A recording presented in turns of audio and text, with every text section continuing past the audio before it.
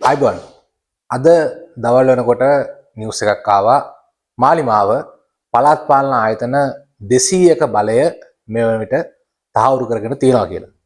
මම හිතන්නේ මේ නිවුස් එකත් එක්ක අපි තේරුම් ගන්න ඕන දෙයක් තියෙනවා.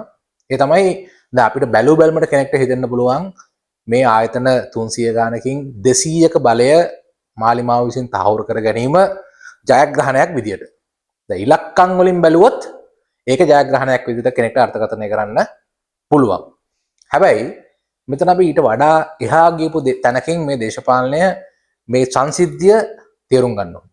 ඒ තමයි දැන් මේ මාලිමා ආණ්ඩුව බලය ගන්න කලින් පහුගිය අවුරුදු ගණනාව පුරා ගොඩනගපු ඔවුන්ගේ දේශපාලන කතන්දරය උනේ අපි හැර අන් සියලු දෙනා හොරු දූෂකයෝ වංචාකාරයෝ තක්කඩියෝ කියලා. එහෙම තමයි ඔවුන්ගේ දේශපාලන කතාන්දරේ ඔවුන් ගොඩනැගුවේ.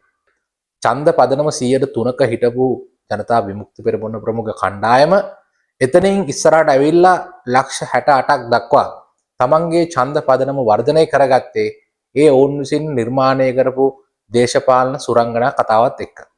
හැබැයි මේ පහුගිය මාස දෙකේ කාල සීමාව ඇතුළත ඔවුන්නේ ගොඩනගපු දේශපාලන කතාව ඔවුන් විසින්ම අහෝසි කරගත්තා. මේක හරියට අර ගහකට නැගලා අත්තක වාඩි වෙලා ඒ අත්ත මුලින් කියතකින් අත්ත කපා ගන්නවා වගේ වැඩක් තමයි මේ මාලිමාවේ නායකයෝ පහුගිය මාස දෙක පුරාවට කරේ. දැන් කෙනෙක්ට මේවා තේරුම් ගන්න බැරි තාමත් මේ මාලිමා ආණ්ඩුවට කඩේ යන පිරිස් වලට කමෙන්ට් කරන්න පුළුවන් යටින් පරාජය වහගන්න අපි මේ විපක්ෂයේ කණ්ඩායම් මේ කතාව කියනවා කියලා. ඉතින් ප්‍රශ්නයක් නැහැ. මොකද දේශපාලනයේ තේරුම් ගන්න කෙනෙක් තමන්ගේ තියෙන අවබෝධය තරමටනේ. ඒ නිසා මේ අපි කියන කාරණාව තේරුම් ගන්න බැරි කෙනෙක් එහෙම කමෙන්ට් එකක් දැම්මට අපිට ප්‍රශ්නයක් නැහැ. අපි කියන්නේ මාලිමාව තමන්ගේ තිබුණු දේශපාලන සුජාතභාවය මේ වනකොට අවසන් කරගෙන අහෝසි කරගෙන ඉවරයි. ඒත් එක්කම ඔවුන් මෙච්චර කාලයක් අපි අනිත් අයගෙන් වෙනස්ය, අපි අනිත් අයට වඩා හොඳ කණ්ඩායමක් කියලා ගොඩ නගපු දේශපාලන කතාව මේ වන විට ඔවුන් විසින් ඔවුන්ගේ පහුගිය මාස දෙකේ ක්‍රියාකලාපය තුළ අහෝසි කරගෙන තියෙනවා.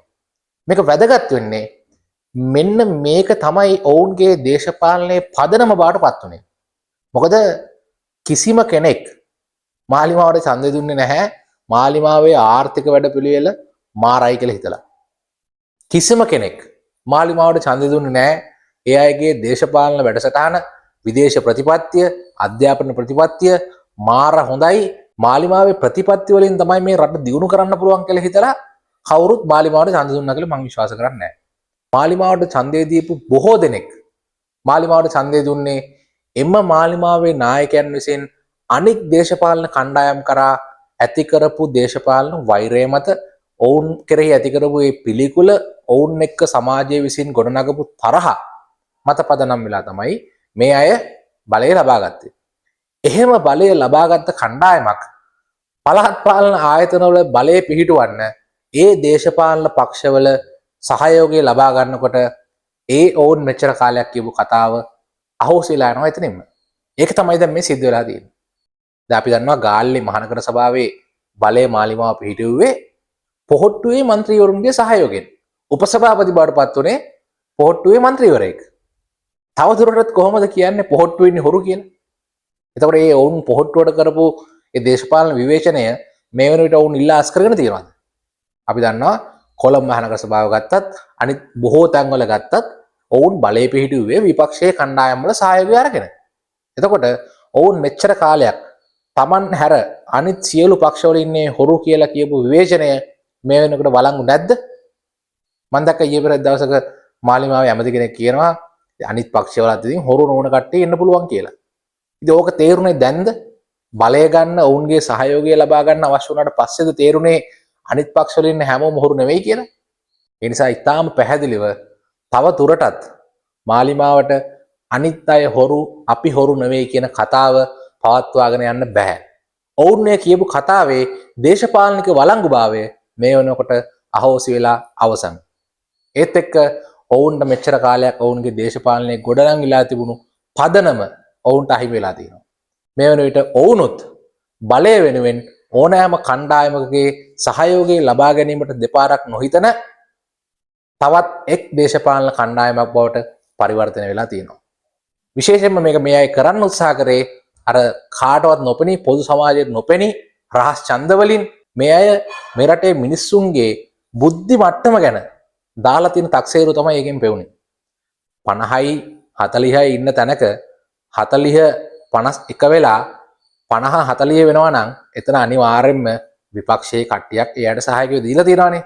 ඒ දීලා තියෙන්නේ කවුද කියන එක වහන්නනේ රහස් ඡන්ද ගෙනාවේ. ඉතින් ඒ නිසා මේ අය ජනතාවගේ බුද්ධි මට්ටමට ජනතාවගේ දේශපාලන පරිකල්පනයට දේශපාලන අවබෝධයට ලබා දීලා තියෙන තැන තමයි මේ රහස් ඡන්ද සෙල්ලමෙන් පහුගිය කාලය පුරාවට ඔප්පු කරලා පෙන්වන්නේ. ඒ විතරක් නෙමෙයි මේ අය විපක්ෂයේ ඉද්දි බලය තියෙන දේශපාලන කණ්ඩායම තමන්ගේ බලය වර්ධනය කරගන්න දේශපාලන බලය රැකගන්න සදාචාරාත්මක නොවන උපාය උපක්‍රම පාවිච්චි කරන එක ගැන ඉතාම බරපතල විවේචනයක් කරපු කණ්ඩායමක් මේ කණ්ඩායම. හැබැයි අපි දැක්කා මේ අය තමන්ට පක්ෂපාතී තමන්ගේ හෙංචයියෝ රාජ්‍ය නිලධාරීන් භාවිතා කරලා විපක්ෂයේ බහුතරය ලබාගත් ආයතනවල පවා රහස් ඡන්දයක් ඉතාම නීතිය නමල පවත්වලා තමන්ගේ දේශපාලන බලය රැකගන්න එය දේශපාලන බලය තහවුරු කරගන්න මේ අය කටයුතු කරා. ඒ නිසා තව දුරටත් මාලිමාවට කියන්න බෑ අපිට වඩා හොඳ කණ්ඩායමක් වුණොත් විතරයි ඔයාලට බලය ගන්න පුළුවන් කියලා. ඒ නිසා මම විශ්වාස කරනවා විපක්ෂයට අලුත් දේශපාලන මාවතක් විවර කරගැනීමේ අවස්ථාවක් මේ පහුගිය මාස දෙකේ මාලිමාව තමන්ගේ දේශපාලන උපාය උපක්‍රම තෝරපු විදිහත් එක්ක විවෘත වෙලා තියෙනවා.